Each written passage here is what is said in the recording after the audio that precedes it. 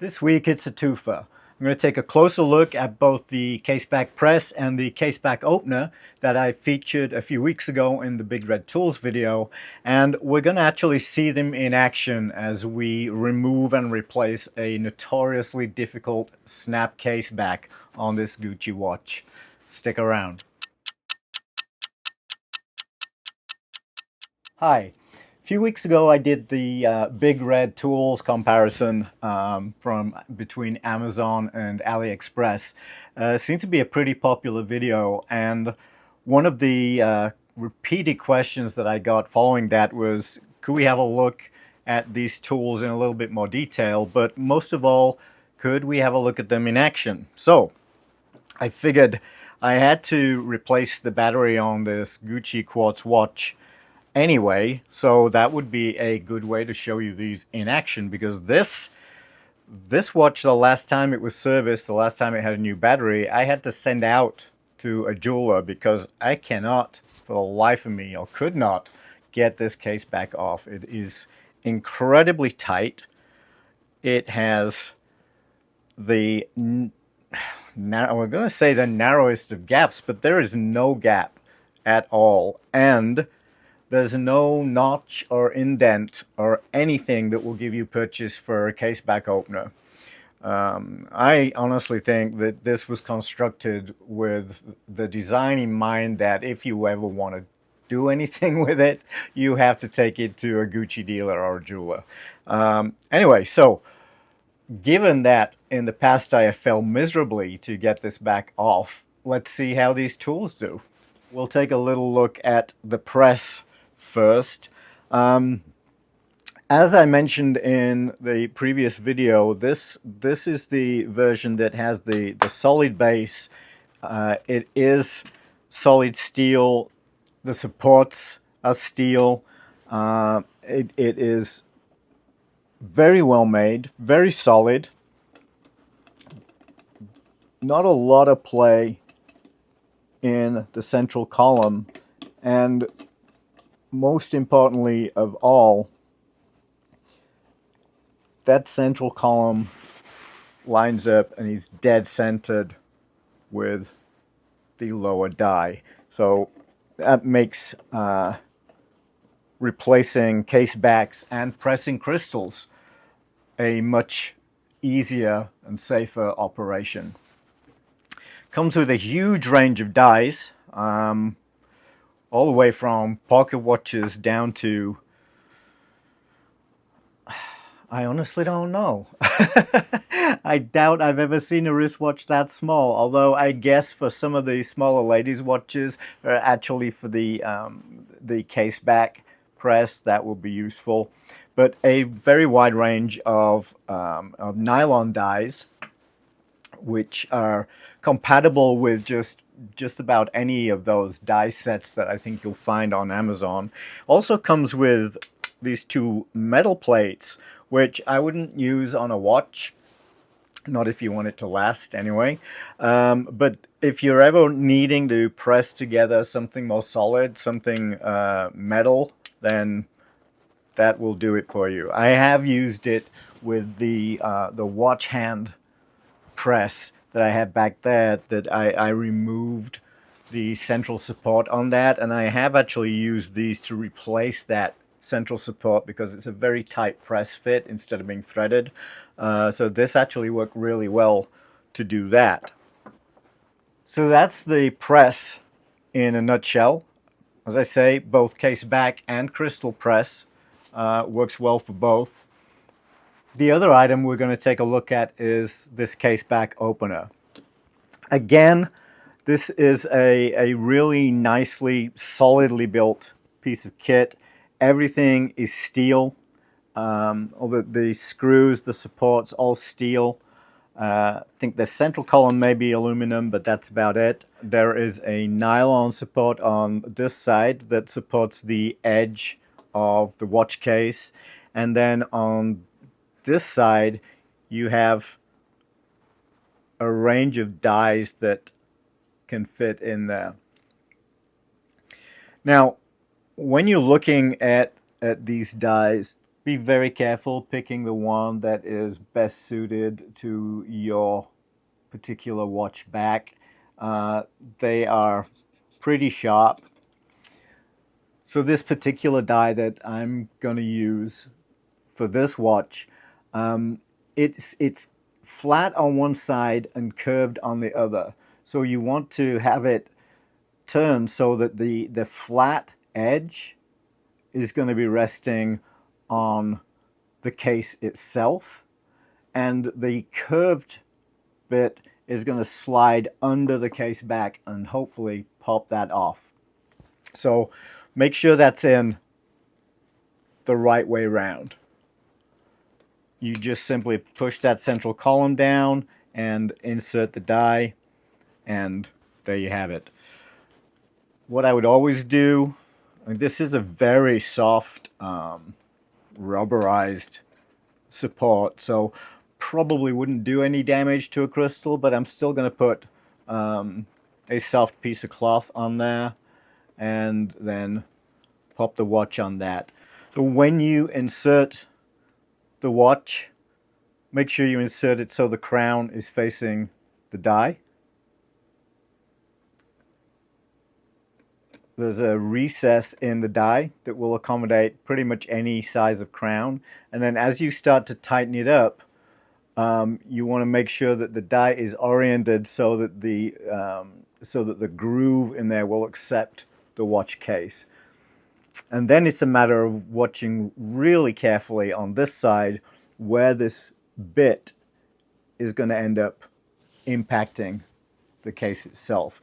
I'm going to use a little sheet of protective plastic over there just to try and preempt any issues that there may be as that starts to impact the case. I'm going to move the bit into position, and then I'm going to start to slowly wind that in. Just make sure that's not digging into the case at all or just mangling the back. The watch is nice and secure. The case is in the recess, the crown is in the recess. And from that point on, it's just a matter of very slowly, very carefully continuing to screw until that watch back pops right off. As you go to take this off, just unwind it, hold the watch back in place so you can let the platform up, and then we can take that back off. It's going to be very hard to show you. Let me see. That would actually have been impacting right here. Hopefully you can see no marks at all on that back. On the case, it's also going to be a little hard to show you properly because there were already marks on there on that side and also on this end from when I tried to open this case years back before I failed miserably and had to take it to the jewelers. So there are marks there already, which you'll have to take my word for that. All I can tell you is this has not left any additional marks, so that's pretty cool. So let's get that battery out. And if you'll excuse me just a minute, I'll go and get the replacement battery. So back, just gonna pop this battery back in there.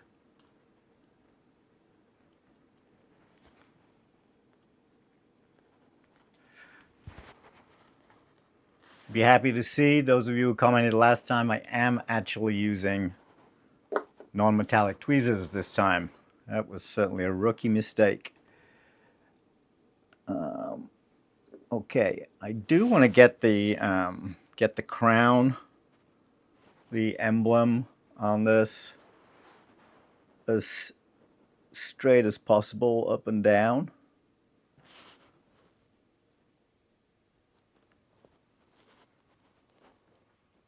I can promise you, just like getting it off, getting this thing back on is almost impossible. So I am going to lay the face of the watch on the lower die. I selected these dies so that the lower one is almost exactly the size of the circumference of the case, and the upper one is as close as possible to the size of the case back. And now basically it's just a matter of moving it down slowly. That's pretty well centered already, so it doesn't need any additional movement. And then as long as that's in place, we can continue to screw that down.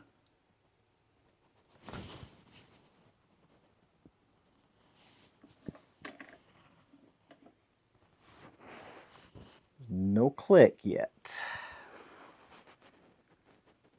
There was no click. That's it. It's on.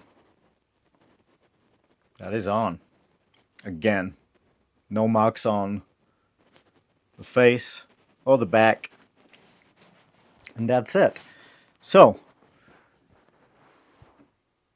pretty easy, both of these to use. I know a few of you asked to see them actually demonstrated in use, so hopefully that's given you what you needed.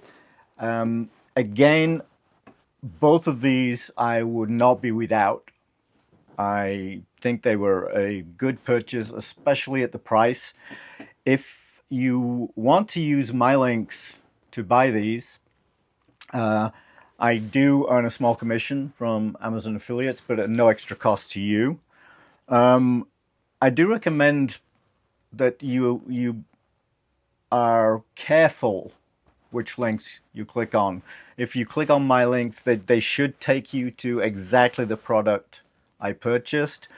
But if you go back and watch the Big Red Tools video, which I will link in the description below, you'll see that you can buy very similar items to these, but the build quality is vastly different. These are the solid steel ones, very well constructed.